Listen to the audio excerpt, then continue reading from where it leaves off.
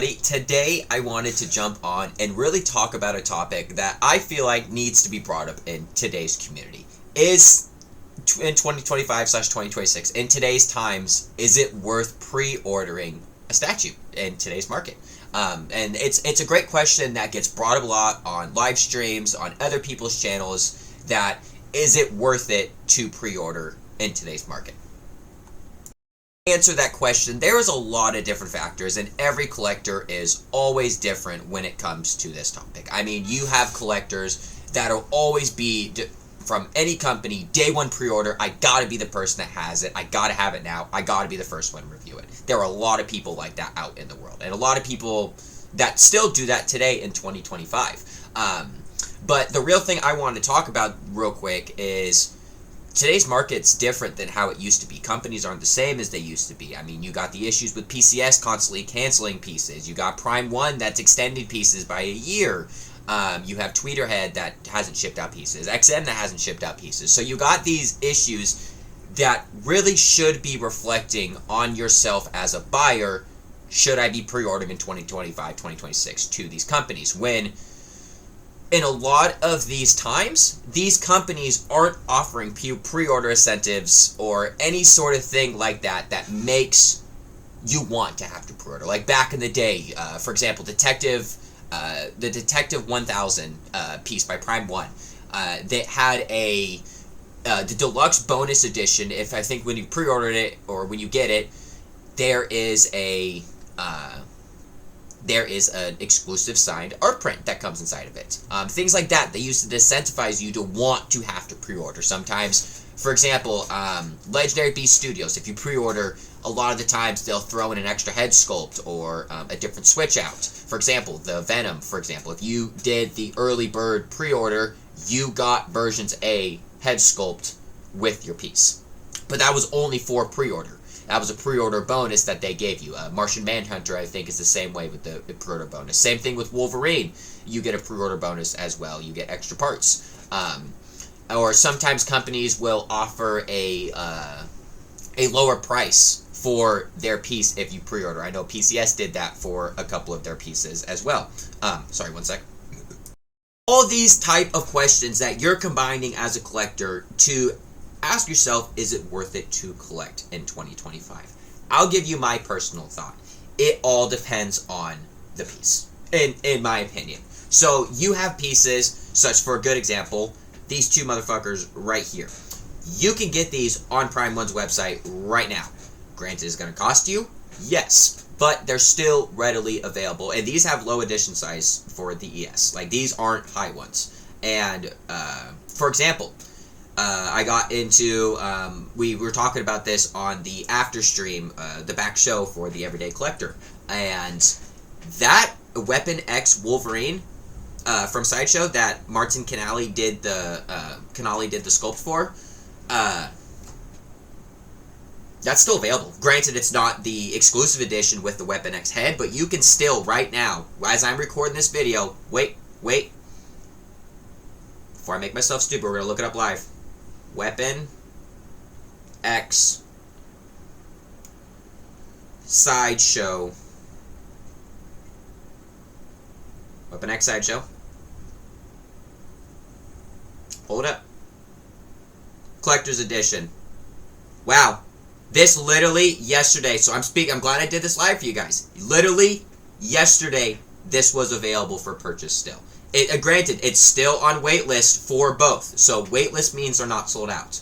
So still people who haven't either paid their orders or stuff like that. Usually that's what that means. But yeah, literally waitlisted right here. Last night, this was not waitlisted. So keep in mind that piece, look how long that took to just get to waitlist. And so you got to think, do these pieces, do I need to get on the thing right away? Because you'll have companies that tell you, oh, I'm sold out. But then you go to a third-party exclusive seller like Speculative Fiction, and you find it there for pre-order that's still available. So, like, for example, I'm not going to throw a bunch of companies under the bus with that, but there are people that do say that to bring in hype to make you want to purchase this statue faster. Granted, I am that way.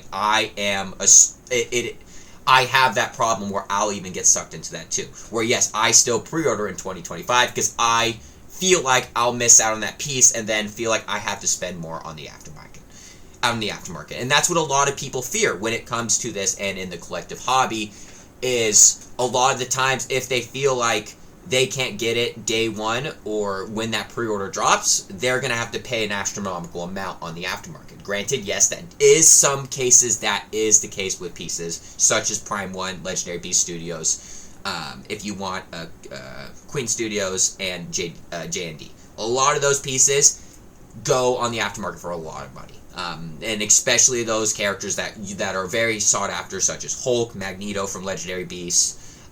For XM, you have the Shogun horse pieces. There's a whole bunch of those. The Hulk transformation, the Mastro. The list goes on for XM. Like, there's a lot of pieces that are sought after for, like, in that reason. So it makes sense for why people want to jump on the pre-order. In today's market, the companies aren't offering a good enough incentive to want to pre-order in 2025. Yes, am I still that person that pre-orders statues? Yes, of course, you guys saw that video. I have stuff on the way. I do pre-order. And yes, I need to stop incentivizing to want to do that because it makes the companies not want to change. And it goes the same thing with anything else. It's the same way with movies. No one's going to change unless you actually do something about it to make it change. And that's the problem with collecting, is there's always going to be that person that will tell you, yes, you got to pre-order right then, right now. This piece is going to sell out tomorrow. And I'm even like that too. I get that feeling as well. I was that way with Legendary Beast Studios Venom. I thought that shit was going to sell out like hotcakes right away, but guess what? You could still get on speculated fiction. I could have waited. But it's not that. It's the fear of losing out, and that's what a lot of people fear. It's the fear of not having what they feel like is a rare piece. Granted, and a lot of this has to do with edition sizes. Sometimes the low edition sizes, when you go to double digits, that makes people want to incentivize to pre-order way faster than other people do. For example, a good pre-ordered product that is still available right now, that was like, holy shit, everyone like froze and was like, this is gonna be crazy as fuck, but I'm pretty sure it's still available, and we can look that up live right now too while I'm recording this, so I don't make myself look stupid. Prime 1 Studio. What I'm talking about here is the products for the Catwoman, the Mask of the Phantasm. Yep, right here. Batman Catwoman 1/4 scale statue. Pre-order still up. No low stock alerts for the Catwoman, the Phantasm, and the Batman and Catwoman. All those, everyone freaked out. Everyone thought this shit was going to go crazy, and they even have low edition sizes, which is 400 for Catwoman. What's Phantasm at? 400 as well. And these pieces are still pre-ordered available. Granted, this could be because the release date is still 2 years away. And that's another thing you guys got to look at too when pre-ordering these pieces, is when is this piece going to come out? Am I waiting 6 months? Am I waiting a year? 2 years? Is this company known for having delays? So is that 2 years going to turn into 4 years? What's the company's financials looking like? Or am I ever going to see this piece? It's things like this that makes you have to wonder and think, as a buyer, is it worth pre-ordering? A lot of this has to do with yourself. I mean, this is all a subjective thing, and that's all this video really is. Of course, it's subjective. It makes it believe that, like, I could say one thing, but the person that watching this right now is going to think a completely other thing. But that's the way of the game in 2025. I mean, we got companies that are telling us, well, we can't give you an update on a canceled piece. What the fuck do you mean you can't give me an update? Like, I dropped $2,000 on a piece, so what do you mean you can't give someone an update? Like, you can't give people that type of information, and so that makes you not want to have to want to drop pre-orders with that company. Granted, I am talking about PCS here. I'm not going to not talk about it. That's exactly what I'm talking about. So it's things like that. Why would I want to pre-order now if it's A, going to be available still, and it's still no stock alert? It's been out for almost a month. What's the deal?